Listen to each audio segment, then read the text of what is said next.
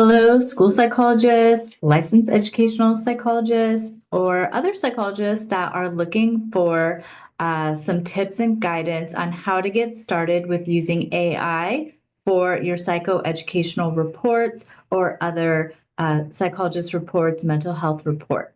My name is Suzanne. I'm a licensed educational psychologist in California, and I'm also a school psychologist. I've been a school psychologist in the public school system for about 17 years, and this is year 18, and I'm just getting started on a new way of life. As school psychologists, as people in education, we always have to be learning, just like our students, and growing and becoming flexible.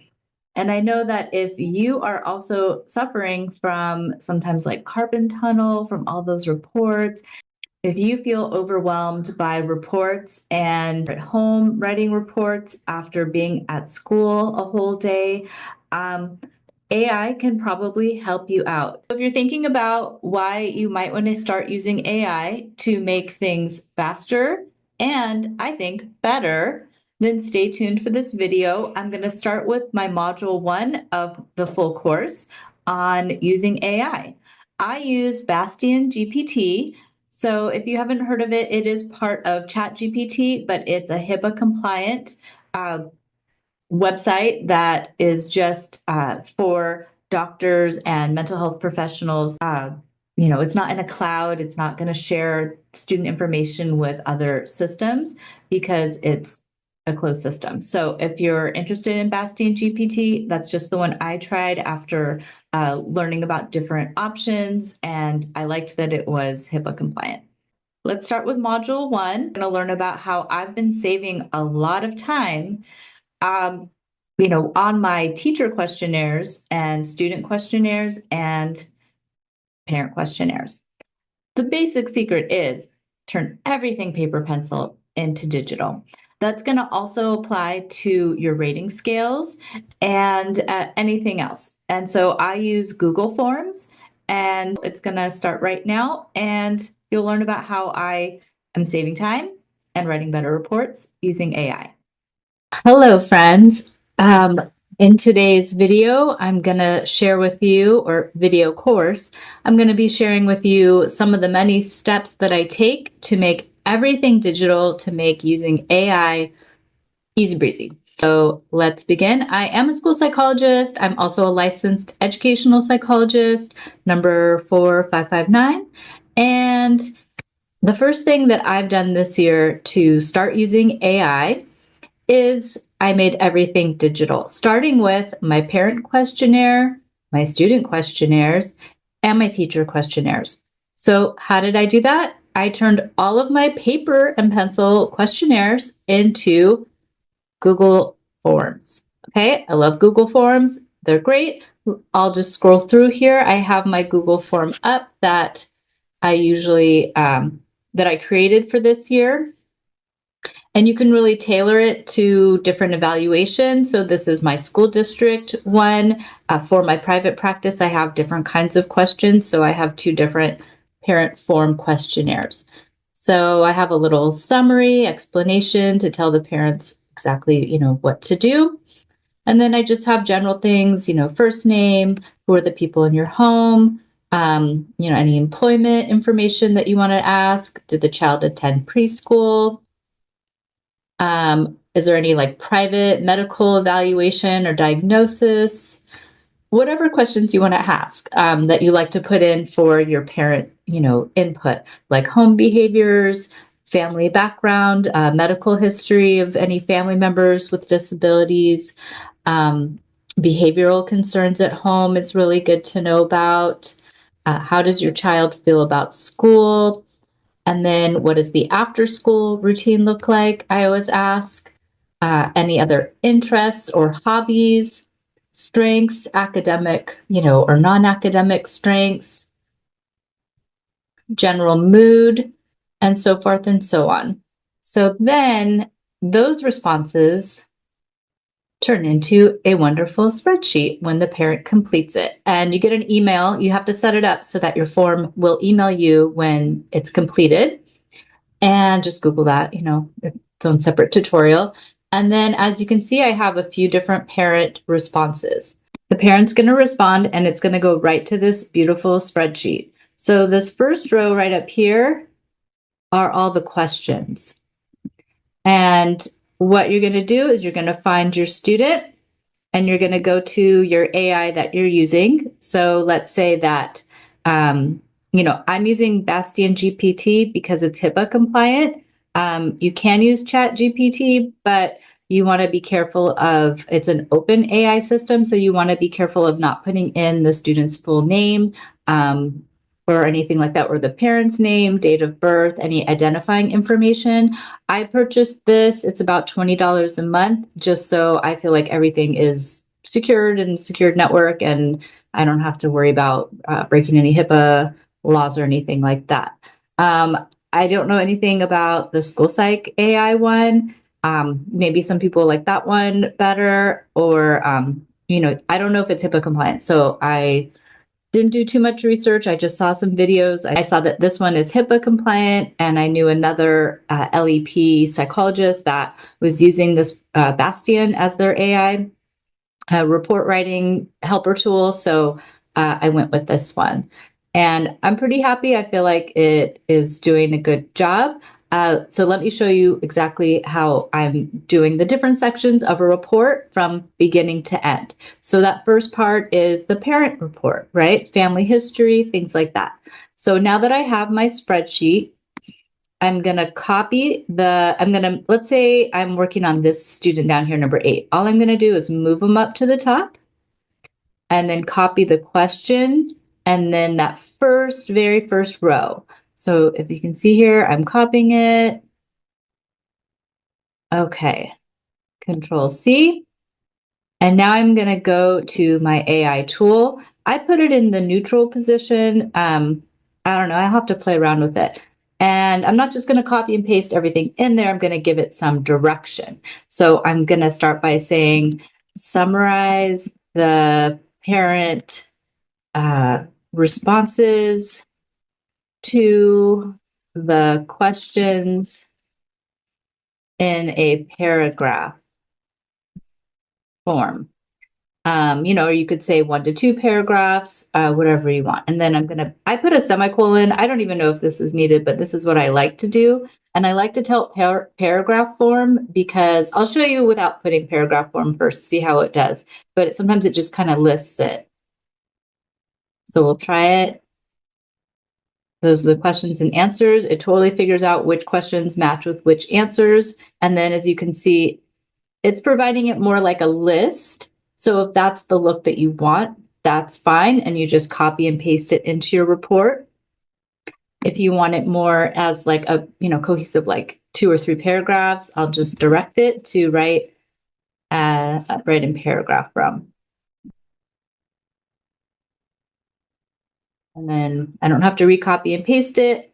I just press enter and then scroll on down and see what it's given me. And yeah, there you go. So it's given me 2 sentences about her bedtime, about like academic things, interests for this student. Okay, and I'll do the same thing for the teacher questionnaire. So if you'd like to see that, I've created some questions.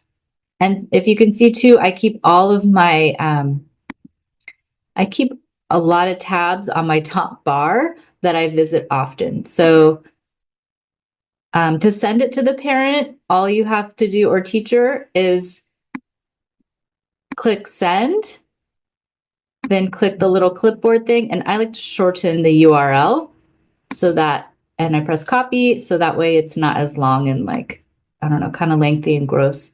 So now, let's say, and then I email the teacher and I'll send them an email, explaining that I'm testing them or the parent. And then I'll put the teacher questionnaire at the top. And then I'll put like my BASC computerized rating scales, Connors, ASRS are the most typical ones I use, Vineland. Anything that can be digitally scored, I'm going to prefer over paper pencil scoring rating scales because it's just going to save me time on sitting there, tallying up like the 1, 2, NSAO, all that true, false, and counting them all up and hand scoring. So it's really going to save me time, typing in all those responses.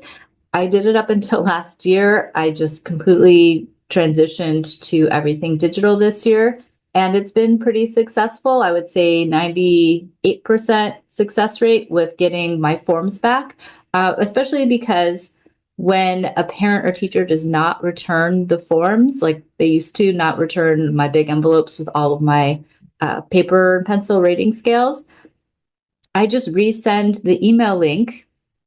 And then sometimes I'll even give them a call if it's like, okay, the deadline's coming. I just re-emailed you all of the links that, you didn't really complete for me. Or maybe sometimes they completed 1 or 2 and, you just say, oh, you forgot to complete this one. I'm sure you meant to. And everyone checks their emails these days. And if you follow it up with a phone call, you will get a pretty good response back. Better, from what I can tell, than I was getting with paper and pencil. So other advantages to just going fully digital. Okay, so here's my teacher questionnaire. This is one that I created many years ago, and then this year I turned it into a digital version. And so it just, has all the different kinds of questions that you might want to use. I'll scroll through it slowly if you want to pause, each thing and just do what I do. Or if you want and you purchase this course, you can email me and maybe I'll send you a copy of this. Or maybe I'll even include a copy of my questionnaires because I think that they provide good information. I've been a school psychologist for like 17 or 18 years, so I kind of know what questions I want to ask, what information I want to get. And I just started making things myself because I felt like the ones that were like hand-me-downs from other psychologists weren't answering the questions that I needed to know about. So I'm very like DIY, make my own stuff. And for this one, it's a little bit complicated if you don't know a lot about Google Forms. It's a great time to get like perfected on it because I use Google Forms for everything, from data collection to all of these questionnaires to different behavior things. So, I have all the accommodations the teacher is providing and then any additional comments. So then the teacher might So then here are the teacher responses. I've blacked out the names here. And yeah, so same kind of thing, just copy and paste the top row or whichever student you need, just move them around if that's not the right student. You want to just put the one that you're answering the question for at the top so you can copy and paste the questions.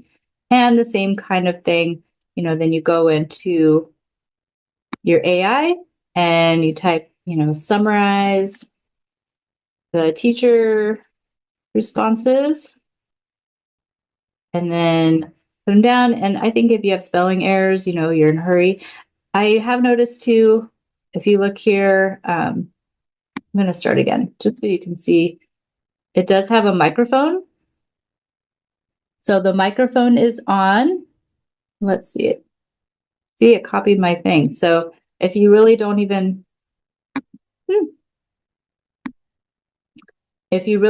want to type, you can click the microphone and give it instructions. So let's see how it goes.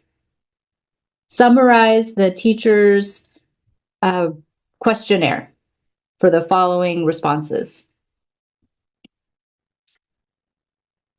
And then turn off that microphone because then if you start talking, it's just going to keep going. Okay, copy and paste. And then there we go. Okay, I didn't copy the whole thing, so it's not that long. But you can see the teacher rated her great for this and that, and then it provides the details. And if you don't like it, you can say,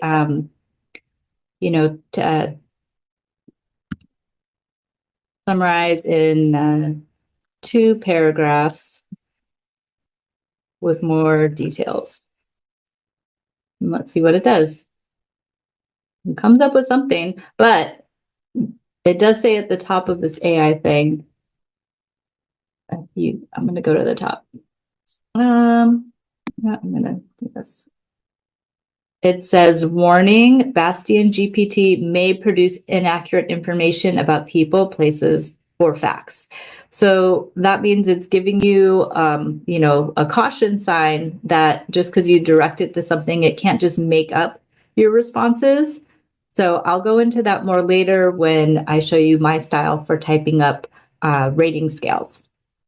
If you liked this Module 1 tutorial on how to get going on using your Bastion GPT or Chat GPT or whatever AI that you would like to use for writing up your reports for parent and teacher summaries, but would like to see exactly how to do it and how to learn how to use AI for writing up your cognitive results, processing results, and the Basque and Connor's rating scales, I go through an entire report. I also use the AI for writing my eligibility statements, my recommendations, and I show you how to write up goals for your students using the information that the AI is going to learn about your student as you're writing the report, and how to give it direction and how to make things a lot quicker and better so that you have a really great cohesive report that explains the child throughout it and